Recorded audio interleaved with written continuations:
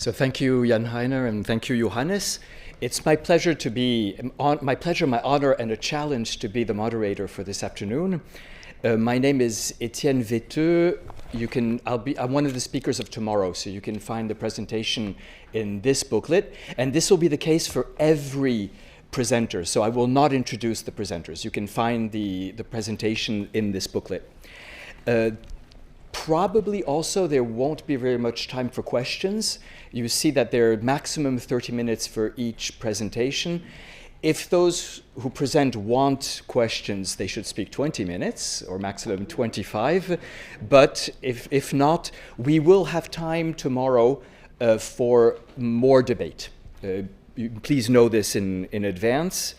I'm a Roman Catholic priest, and normally I should be a witness to God's mercy, which I hope is often the case with God's help, but right now this afternoon I will not.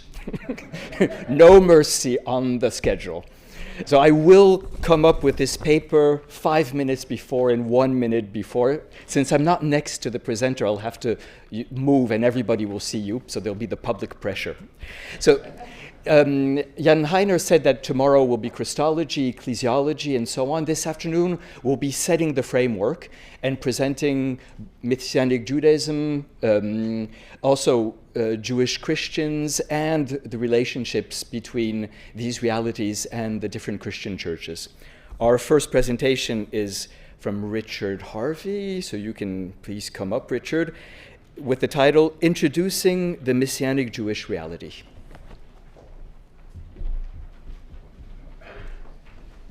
Thank you.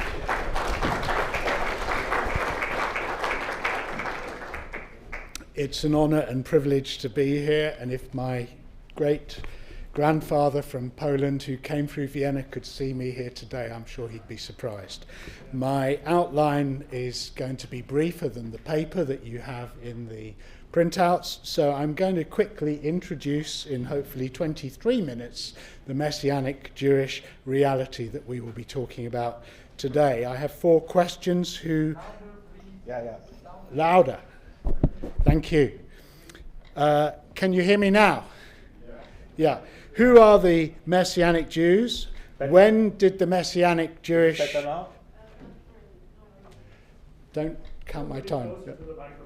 Closer to the microphone, or I'll take a handheld mic if you want. Testing. Can you hear me now at the back?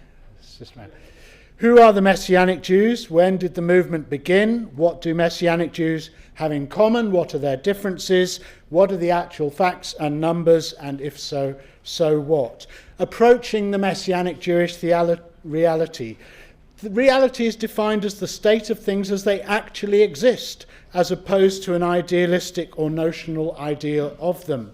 So what kind of reality are we dealing with when it comes to Messianic Jews and Messianic Judaism, and how are we to appropriately describe the nature and quality of existence? We exhibit here a plethora of methodological approaches. But I'm just going to be who I am, a nice Jewish boy who believes in Yeshua as my Messiah, and give you some of my reflections. And as my friend Mark Kinzer also says in the book that you have, like other religious groups, we are not always in practice what we claim to be in theory. We're somewhere in the middle. So the Messianic Jew, the term itself is problematic, but I would define it as a Jewish form of Christianity, a Christian form of Judaism, challenging the boundaries of both, some 150,000 worldwide out of 15 million Jewish people, and some 500 Messianic congregations, living out Jewish identity, faith, and practice in the light of the Messiah Yeshua. We still don't know who is a Jew, and I'm not using a halarchic definition, but a demographer's potpourri or bouquet of understandings. The core Jewish population includes people who identify as Jewish by religion, as well as others who do not identify by religion, but see themselves as Jews by ethnicity or cultural criteria.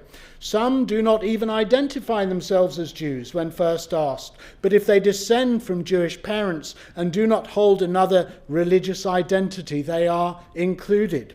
Connected Jewish population, de la Poga uses this term, the core Jewish population, and additionally those who say they are partly Jewish or that have Jewish background from at least one Jewish parent. Enlarged Jewish population includes the Jewish connected population and those who say they have Jewish background but not a Jewish parent, and all non-Jews living in households with Jews.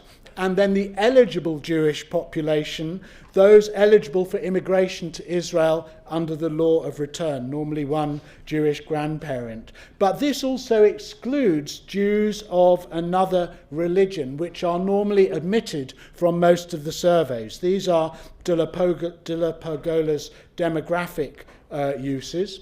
I'm now going to try and define who is a Messianic Jew. And I start with the Messianic-Jewish the Union of Messianic Jewish Congregations, a definition now a little revised, which defines Messianic Judaism as a movement of Jewish congregations and groups committed to Yeshua the Messiah, that embrace the covenantal responsibility of Jewish life and identity, rooted in Torah, expressed in tradition, and renewed and applied in the context of the new covenant. A very good working definition, but unfortunately not all Messianic Jews accept that definition. And there are actually narrow and broad definitions. And I've done a recent survey of Jewish believers in Jesus in the UK, heading for 200 and soon 500 survey responses.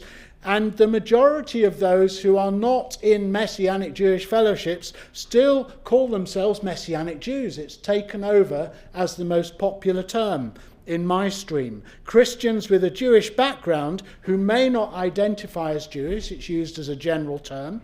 It's also used as all self-identifying Jewish followers of Jesus in mainstream churches and with varying degrees of Jewish identity and expression.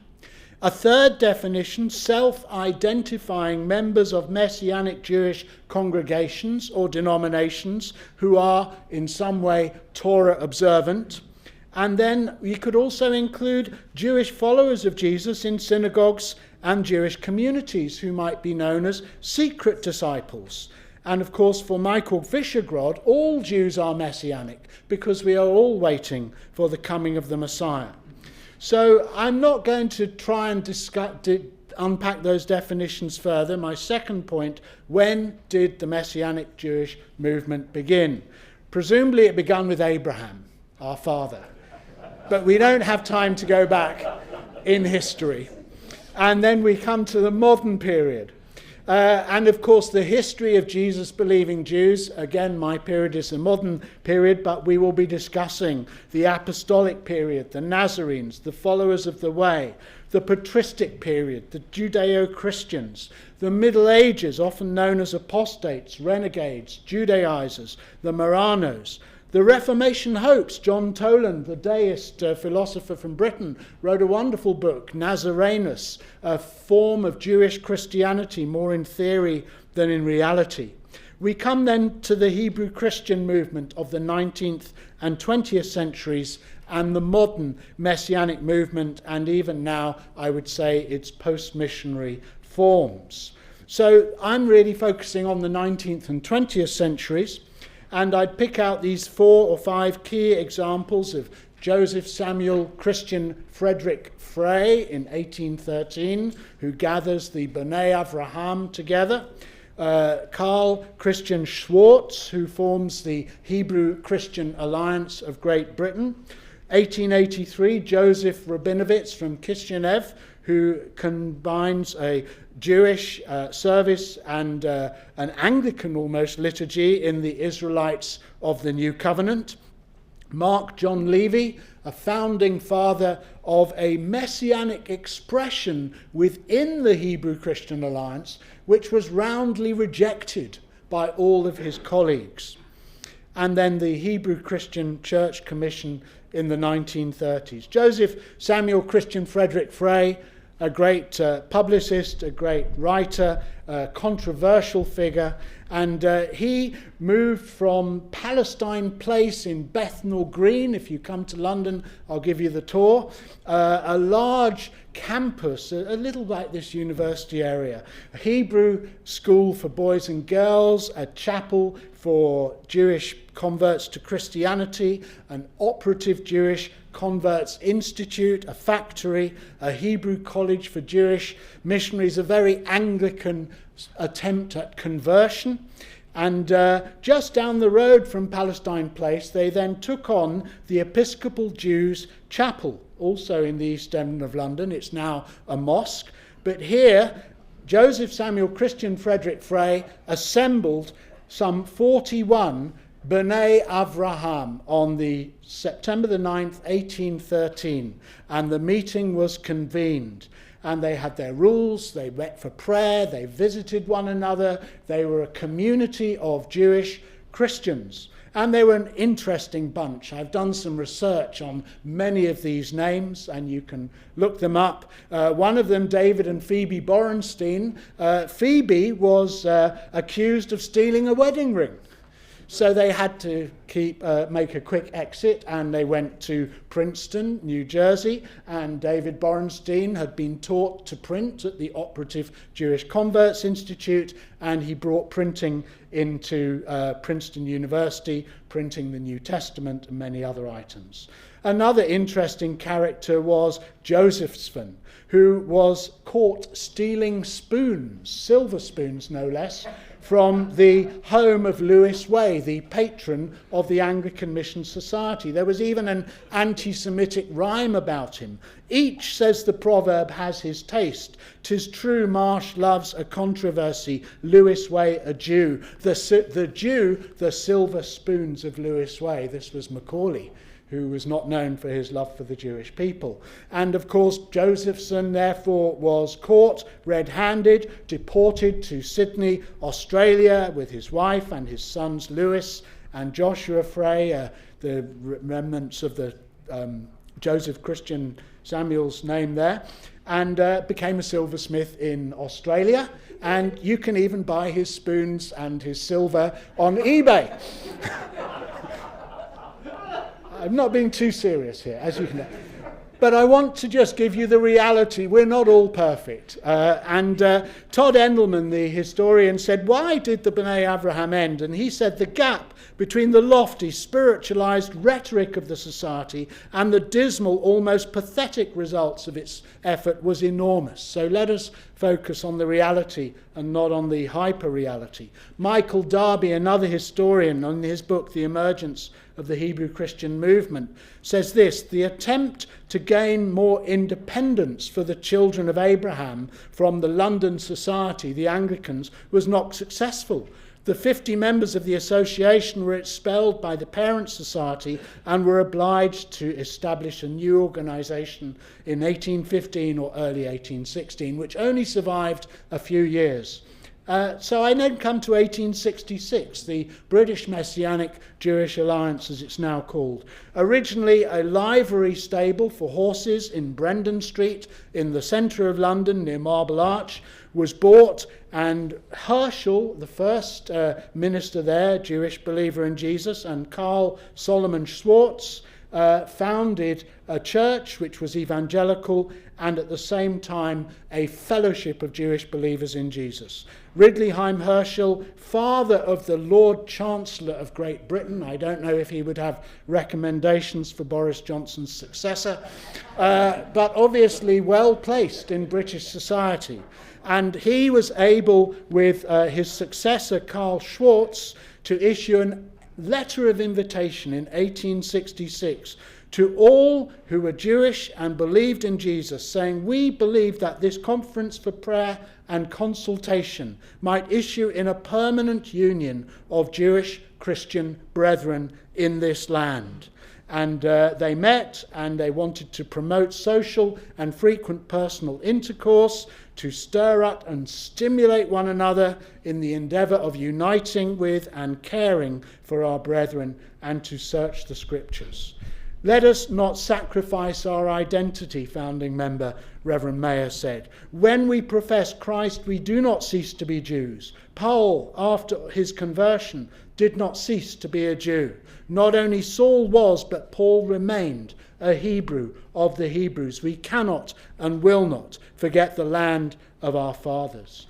So the Israelites of the New Covenant then set a spark, because a physical reality of Jews who believed in Jesus suddenly emerged in Kishinev in the 1880s under the leadership of Joseph Rabinovitz, a reformer, a Zionist, a journalist, somebody who had a vision or an experience on the Mount of Olives in Israel that the key to our Jewish problems, the key to the Holy Land, is Yeshua Achinu, our brother Jesus. And he came back, and with the help of Pastor Fulton, a Lutheran pastor, and other Jewish believers in Jesus, formed the liturgy and formed the constitution for the Israelites of the New Covenant.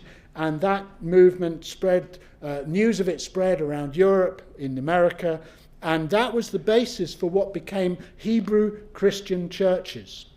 The first president of the International Hebrew Christian Alliance, Sir Leon Levison, knighted for services to the monarchy during the First World War, was passionate for bringing Jewish believers in Jesus together, protecting them from anti-Semitism, particularly as they were experiencing it in Russia and later escaping from the rising tide of Nazism, and was also passionate for the formation of what he called the Hebrew Christian Church, which today we would probably call Messianic congregations. And he saw it with an overview, and probably from a very Christian position, but he was a pioneer in this field. One of those who participated with him was Paul Feivel Levertov, whose own liturgy, the Meal of the Holy King, combines Hasidism with high Anglicanism.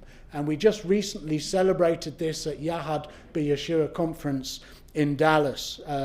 A translator, a thinker, a theologian, his daughter Denise Levertov, the famous American poet, said, "My father's Hasidic ancestry, his being steeped in Jewish and Christian scholarship and mysticism, his fervour and eloquence as a preacher were factors built into my cells." So key dates, I've mentioned some of them, the early ones, and then the First Hebrew Christian Church of Chicago, 1934. 1970s, the Jesus movement, the charismatic movement, the 1967 Six-Day War, a revival of Jewish ethnic identity, really combined to bring Messianic Jews into the churches, into the Hebrew Christian Alliance, but even more to form their own Messianic congregations and synagogues. A very rough and ready movement, not organized, but beginning to come together. In 1979, the Union of Messianic Jewish Congregations. 1986, the International Alliance of Messianic Congregations and Synagogues, the largest organizing body in the Messianic movement. 1997, the Hashivenu Forum, I would say a post-missionary and more halarchically observant form that my dear friend Mark Kinzer will speak more about, and then beginning to talk to each other across some of the boundaries, the Borough Park Symposiums, the first one in 1998. My third point, what do Messianic Jews have in common, and what differences? Well, where you have two Jews, three opinions. Would Jewish believers in Jesus be any different? No. We are a global, international movement with cultural and religious diversity. There are differences between the movement in Israel and in diaspora. There is a sort of Israeli Christianity in Israel and a more religious Messianic Judaism in diaspora. Different networks, different organizations, different theological streams, but shared epistemic foundations, I would say, based on the fact that we recognize Yeshua as our Messiah, and we recognize God's ongoing purposes and election of Israel, the Jewish people. And so these varieties are still establishing their boundaries, but the links to all the organizations are there if you're interested. and the differences between Israel and diaspora. In Israel, closer to Israeli culture, more secular, more pluralist, Hebrew-speaking, the identity markers of education in the Israeli education system, going through the army, strong links to expatriate organizations and small local congregations. In diaspora, we tend to be more religious in our expression, supported by the Christian community, reactions more to anti-Semitism in politics, in media and the environment, and tending to have larger congregations but with a higher non-Jewish proportion of members. What is the thing that unites us? Well, my dear friend Mark Kinzer talks about Messianic-Jewish theology as disciplined reflection about God's character, will and works, and about God's relationship to Israel, the nations, and all creation, in the light of God's irrevocable election of Israel to be a kingdom of priests and a holy nation, and God's creative, revelatory, and redemptive work in Messiah Yeshua. There is a shape to this theological task. And even though most Messianic Jews do not articulate themselves so well in systematic theology, I would say that those are the fundamental emphases of Messianic Jewish identity and theology. I would say it's a theology constructed in dialogue with Judaism and Christianity, refined in discussions between reflective practitioners engaged with Messianic Judaism, and developed into a new theological tradition. We've only been going a little over 50 years. I think of the theological traditions witnessed to here, they're thousands of years old, based on the twin epistemic priorities of the continuing election of the Jewish people and the recognition of Jesus as risen Messiah and incarnate Son of God. So the modern Messianic movement has these different streams, and I've tried to outline them in my work: Reformed and amillennial, dispensational and premillennial. You see all the influences of Protestant evangelical. The most popular form of Messianic Judaism, I would say, is the charismatic historic premillennial type, as evidenced by David Stern and Dan Juster.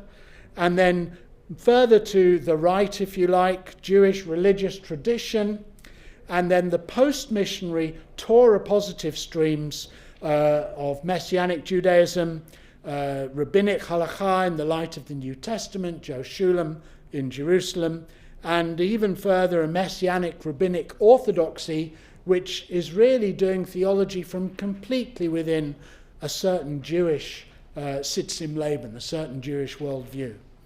And the books are all out there.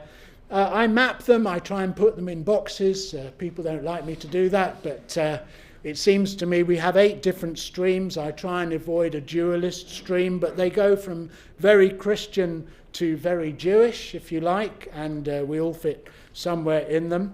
And now the actual facts and numbers, my 4th point. Am I okay for time? Just about. You have 9 minutes. Yeah, 9 minutes. There you are. Yeah. I want to take 5 for this and then stop. I don't know is the answer. But I can do the best estimate of all the estimates. So I've tried to do that. And David said, King David was told it was wrong to conduct a census. So I'm trying not to exaggerate, I'm trying to be conservative, but I am trying to put together some estimates of estimates. And in fact, there are some quite reasonable surveys that have been done. And 2 recent surveys in Israel to mention. The Israel College of the Bible survey surveyed 300 congregations and came to the view of some 30,000 Messianic Jews, or even more, and averaging 100 members per congregation. Now, I find that not entirely realistic. I'm slightly more conservative. David Cerner from the Kaspari Center, 284 congregations in his book, Jesus Believing Jews, 8,125 Jewish members of those congregations, and then he broadens that figure because of other survey material to about 15,000 in Israel. So there are Messianic congregations in most places in Europe where there are Jewish communities. And for example, in Germany, about 25 congregations, multiple groups, around 1,500 in attendance. This is according to Vladimir Pickman.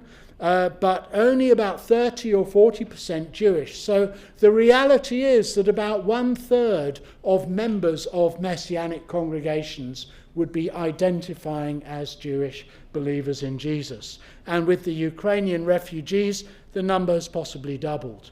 The largest Messianic congregation until recently, the Kiev Jewish Messianic congregation, with more than 1,000 members.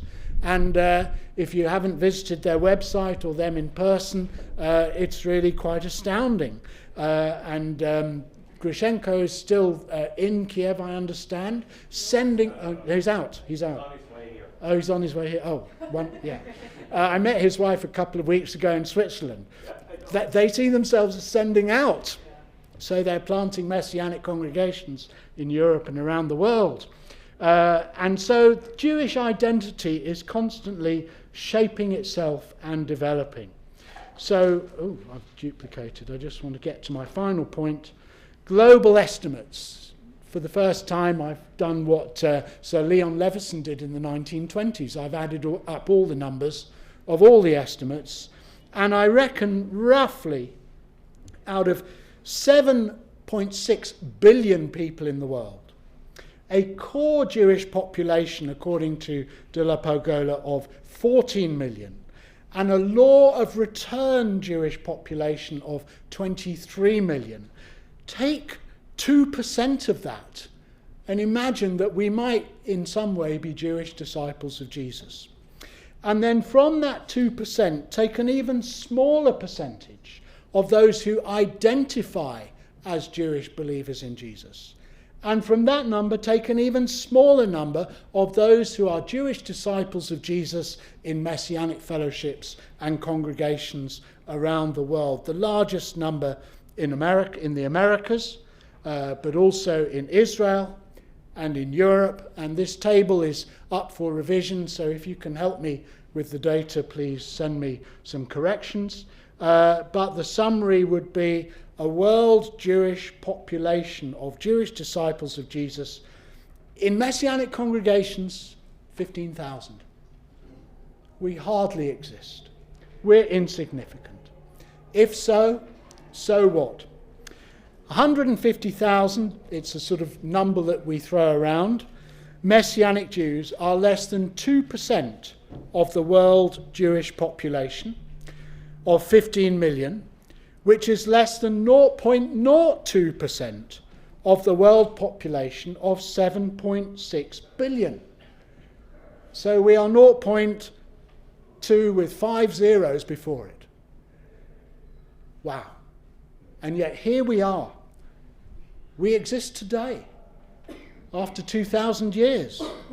And as Coleridge once said, the symbol partakes of the reality which it renders intelligible. And I'm only here because I know that Yeshua is my Messiah, and because my family are Jewish, and I'm born Jewish and brought up Jewish. So we exist to represent to Israel and all nations the reality of Yeshua, the Messiah of Israel and Saviour of all nations. Thank you.